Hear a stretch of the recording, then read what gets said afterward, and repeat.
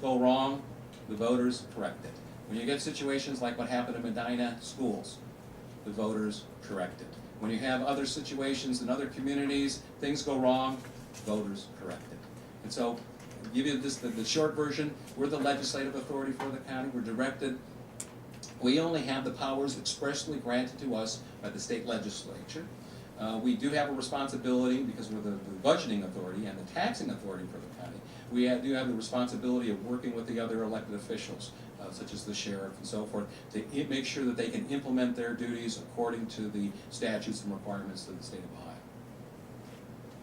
Is that You answered the first part. Sure. Did the other two parts. What are your greatest accomplishments? Okay, good, thank you. And how are you taking that to the national level?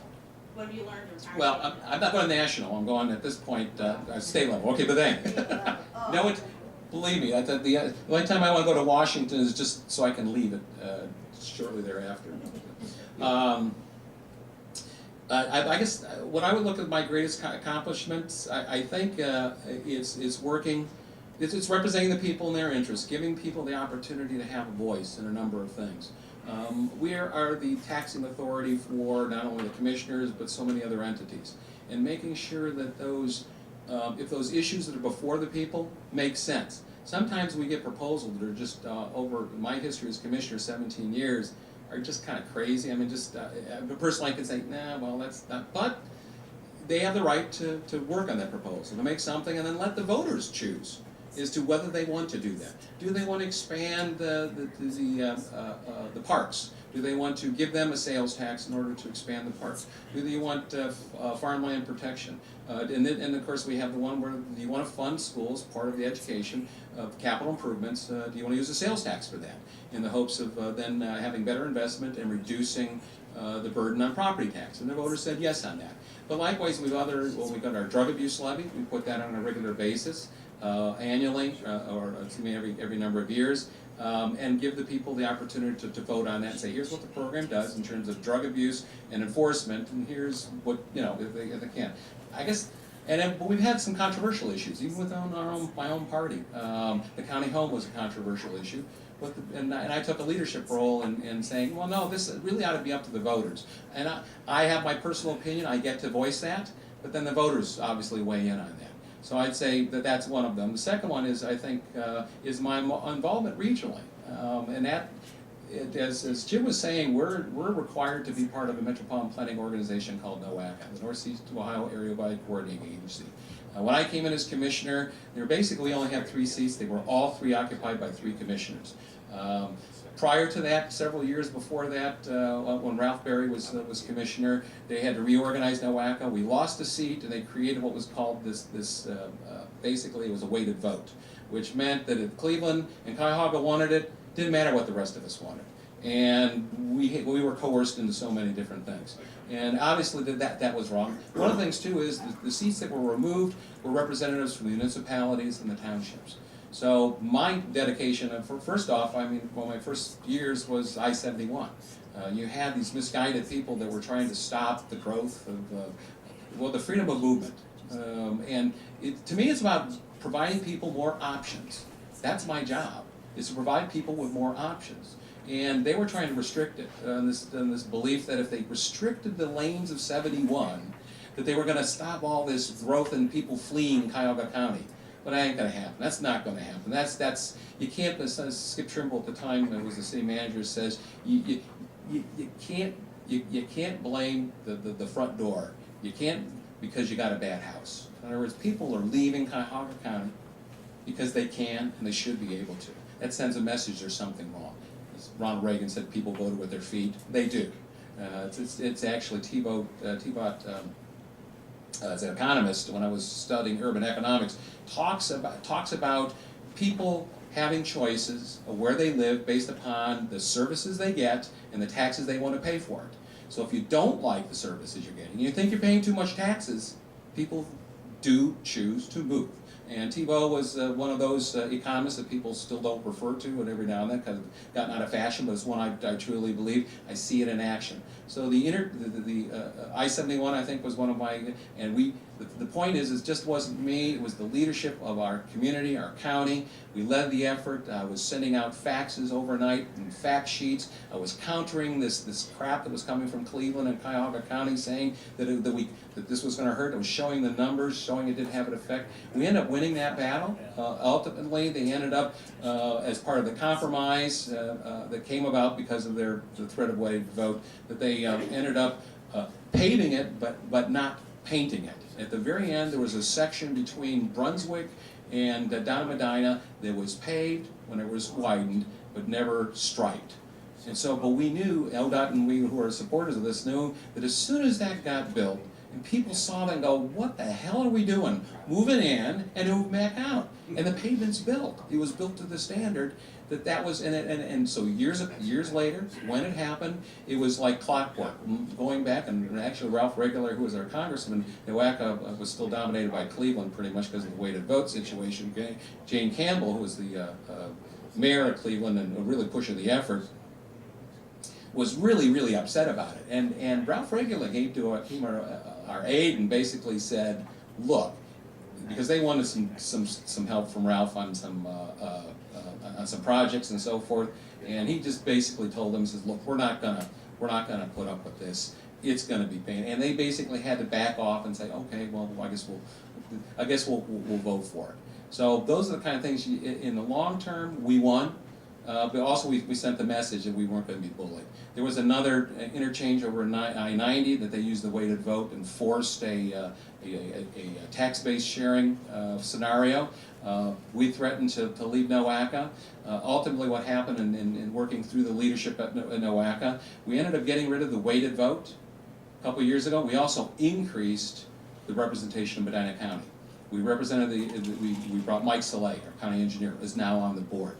Likewise, and one of the things I kind of bring that, one of the things I'm proudest of too is that after we went winning the battle I-71, I was able to convince the commissioners that really what we need to do is devote two of the three seats we had at the time, devote one to the municipalities and one to the townships, and one could be for the commissioners. So no longer was a commissioner representing only a commissioner's opinion, and that's what counties are doing up in Lorraine as well as Geauga and Lake, that a commissioner represents a commissioner. Our board, since that change in I think it was 98, 99, that change has meant that I, as the representative of the Board of Commissioners, so it's just not my opinion, it's mine plus the other commissioners. And if there's issues of policy and so forth, as Adam knows, and Pryor and Sharon Ray, if she was here to testify, or even Tom Barr, as commissioner, can tell you, I would take it back and say, here's what they want to do, here's what's going on, what do you think? And I voted at times, certainly brought it to the board, and we voted contrary to what maybe the leadership, what Cuyahoga County or Cleveland wants, which is fine. But we work together. So what I'm proud of, and that accomplishment I think is working with other people to accomplish something for Medina County. What I see taken to state level is continuing to do that. To work with other people, and when needed, bring the strength of our resources, our people, our businesses, our other government officials to bear, so that the Medina County interest can be protected. So that's what I think. To answer the question, probably longer than you wanted. Other questions? Yes, sir.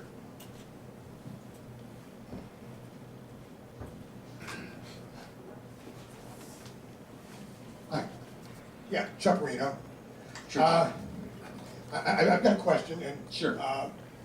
Years ago when they asked Ronald Reagan why he had left the Democratic Party, he said that he didn't leave the Democratic Party. They left him. The Democratic Party left him. Yeah. And there's a lot of us in here, and not on the local level. I'm talking about Ron or any of the commissioners here, but more and more on the federal level, and even some on the state level. There's a lot of us that are feeling that the Republican Party is leaving us. And I put a letter on everybody's table, and it's a letter from Tom Z, and it talks about 7 people who are, like yourself, Mhm. candidates for the state legislature Mhm. from different districts. They're not Mhm. opponents of yours, but Right. they're different districts. And these 7 people stood up for their constituents. Mhm. They stood by their conservative principles. They voted against bigger government. They voted against Medicaid expansion, which is part and parcel of the heart of Obamacare. Mhm. They voted with their constituents against the party. Mhm. And they're now being harassed and intimidated and punished by the party, Mhm. and are, as a result, in dire need of funding. And then it talks about that in here. I'm not going to be very My question to you, sir, is you said, you're going to be part of the team. Mhm. Which team? Are we talking about the Republican Party? Or are we talking about we the people? If the choice comes down, like it did for these 7 people, if the choice comes down between standing by conservative principles and the will of your constituents, even though that will offend the powers to be in the party, which way do you intend to go? Thank you for that question. I think I've shown in my history as commissioner that I'm willing to stand even against the local party. Like I said, there's been issues that the party leadership has said, no, and there's a number of members of my own party disagreed with me. And I stood by the principles. And I've tried to articulate very clearly what those principles are and will continue to do so. So first and foremost, I have an obligation to, obviously, to my conscience. And secondly, to the people that elect me. But part of that obligation means is trying to also deal with the practical issue of I've got to work with one or two teams. There's not a third team out there that has the ball. Right now, it's the Republicans have the ball. So I got to work within them. And there's some issues here. If you actually look at this, one of my principles, which is going to be the tougher one, I think. I know Dave Hall was going to try to be in here, and I'm hopeful that they kind of understand because it's consistent. But that any property sales and income tax increases ought to be voted on by the people because it's their money. I'm sorry, but the Republicans have already demonstrated a number of times that they do that. They raised the sales tax, they've raised it at least 3 times since I've been commissioner without a vote of the people. And they fundamentally have to know that I'll be voting against that. I think the state legislature ought to have the same obligations to the people that the state legislature requires of a township trustee, of a city council person, of a board of education member, that they, when it comes down to it, much more conservatively will govern. Because they have to then figure out what they're going to do with their money. They just can't say, oh, we're getting in trouble, let's jack up the income tax. Oh, we're in trouble, we got to jack up the sales tax. I'm sorry, no, you got to fix it, and you got to plan better. Every community, every place I've served as county commissioner, and it also as council person, we had to do that. We had to plan long term. We had to figure out, yes, we're in trouble. Guess what? It's not about raising taxes. If it is, then okay, maybe we will. We'll have to ask the people though. That forces us to govern more conservatively. So that's where I'm at. And I know that's going to be a difference of opinion. I go down there. Now I've had my, I'll just say, I can share. I've had my discreet, individual talks with Bill Batchelder about it, and with Dave Hall, with Ron Amstutz, a little bit with Larry Alboff. And they kind of realize that I am going to get an opportunity to say no when it comes to some of these principles. Well, when it comes down to is it's a democratic society. We have people that represent different districts, and the majority is going to rule. Okay, but at least I'll get to have my say. I'll get to vote the way I need to vote, my conscience and indeed my constituents believe, based upon my principles. But likewise, when it comes down to the practical matter, they also have to govern. And I'll have to work with the team to do that. Because I know, as I said, I'd rather be with the people that are 80% with me than the ones that are 100% against me.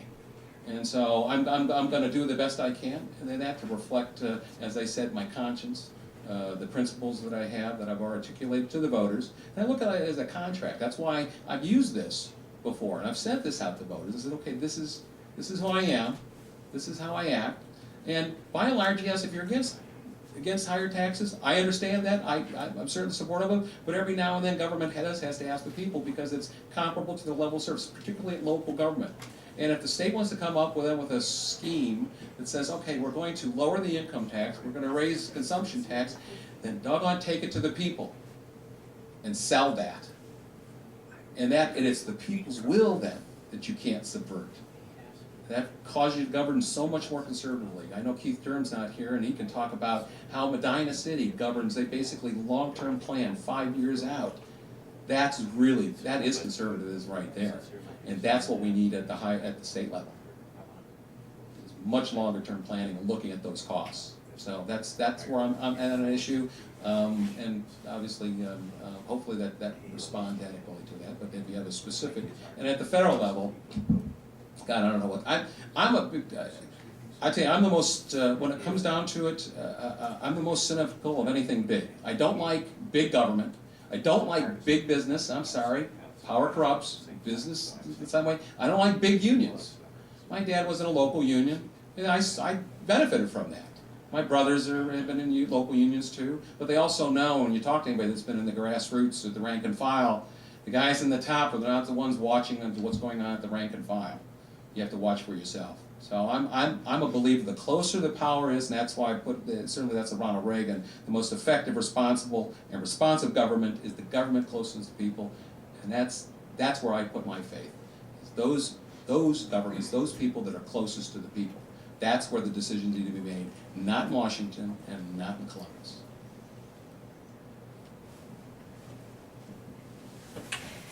The question from the back. Thanks. One last thing. Oh, sure. I'm sorry. My wife and I have a 10 o'clock appointment with our granddaughter. Oh, okay. In Montville. Okay. I bring that up sort of only because we have to leave, and I didn't want to think I'm happy with your answer was walking out. Okay, no, it's not. I won't be offended. Enjoy your Christmas with them. And drive safely, please. Yes. Mr. Hambley, it Yes. is a pleasure to see you and speak with you today. Your name, please? My name is Greg Badger, Nice to meet you, Greg. and you may remember me. I have a business in Brunswick called Bonsai Pipeline. Oh, yeah, yes, okay, sure. My question may be a little disjointed and a little bit lengthy, Okay. but part of it is informational for the people here too.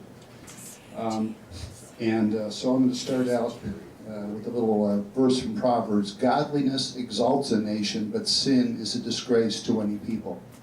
Wisdom is enshrined in an understanding heart. Wisdom is not found among fools. And I think that can speak to the minds of everybody here. I think everybody would strongly agree with that. I'm also the president of the Parma Republican Club. And Thursday night we had our monthly meeting. And very interesting thing happened. Members were very strongly approached me and said, we need to take the name Republican out of our club name. Okay. Now, therefore, at our next meeting, we are actually going to have a vote on it. And these people are practically in open rebellion against Governor Kasich. But more to the point is that the other club members around that I've spoken to, the presidents of the other clubs, are having exactly the same problem with their members. They're almost in open rebellion, and they are actually, other clubs are actually thinking about taking Republican out of their name. It's not just me, and I know I'm speaking right now for about 2,000 people. They are wondering, where in the world is Governor Kasich getting his advice from? Who's giving him advice? And two of the biggest hot button issues are Agenda 21 and Common Core. Those things are driving people absolutely berserk. Also, Medicaid expansion. You know, look at the Obamacare website, and almost every person who signs up is signing up for Medicaid expansion. Very few people are signing up for real health insurance. And it seems that the Medicaid expansion is what they want because it's going to drive us, it's going to push our government over the edge. It's going to bankrupt our government. And so that's why people are just livid about this. And they're saying, where's Governor Casey? Because he's supporting Medicaid expansion, he's supporting Agenda 21 in Common Core.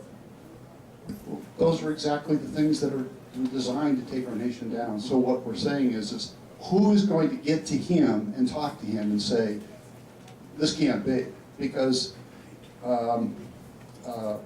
he could be turning so much of his base against him. And I'm looking for advice myself. I was Dom Scaria from CBR and I had an appointment to meet with Bill Batchelder to discuss this. And unfortunately, it was on a Saturday morning. Bill got a call Saturday morning that he had to hurry up and drive to Columbus, so we had to cancel the meeting. Greg, we're running a little long on the question. I'm hearing Common Core, Agenda 21, which I think we've already kind of dealt with, and the third thing was, how do you talk to Kasich, right? Yes, exactly. Okay. That's, you pretty much, I'm glad this other gentleman asked the question he did for me, because that really set the stage. Mhm. And I know we are running a little bit long, and you may have already answered all of my questions. I'll be glad to touch on those. But yeah, the main thing is, how can we get to Kasich? You find out, let me know. Yeah. Again, it's like Popeye. He is what he is. You know. Let me. I guess I can deal with some of the issues around that. Getting to Kasich. I mean, obviously he's answerable to that. He is the governor. Let me talk about Medicaid expansion from my perspective. Realizing that even with his administration, they were split, and I understand it was very deliberative. So I think he was right, and he reflects a lot of County Commissioners Association, which I don't sit on, and Pat Geisman sits on the executive committee. They voted in favor of Medicaid expansion, where the governor proposed, as well as a lot of other local governments and health departments, and you go down the list. A lot of other people did say, well, we need to have this. They looked at the dollars. They didn't look